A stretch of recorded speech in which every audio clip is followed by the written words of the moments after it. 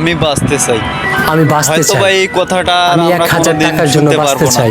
কিন্তু সাইদ ভাইয়ের আজকে কথাগুলো বলতে গেলে হয়তো সারা বুকটা জীবন ফেটে যায়। আমাদেরকে কাঁদিয়ে যাবে। আজকে হঠাৎ কারণ করে এই আমার সাইদ নাম্বারে ভাই একটা কল আসলো, যেই ধরনের কথাগুলো উপর প্রান্ত বলছিল থেকে বলতেছে, আসলে ভাই সব কথাগুলো আমি সত্যি মানুষের কথা বাসায় বলেছে। বাসায় কাজ করি ভাই, আমরা হিংসা মানুষ আমার বিদ্বেষের যা কারণে দিয়ে আজকে এই তা সাইদ থেকে আমি ভাইকে খাই। হারিয়েছি।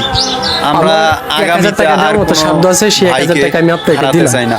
কোনো হিংসা কথাটা বিদ্বেষ নয়, আজ হিংসার কারণে আজকে আমরা সাইদ ভাইকে হারিয়েছি। সাইদ ভাইয়ের পাশে যদি সেই সময় সবাই দাঁড়াইতো তাহলে হয়তো বা আজকেও সাইদ ভাই থাকতো।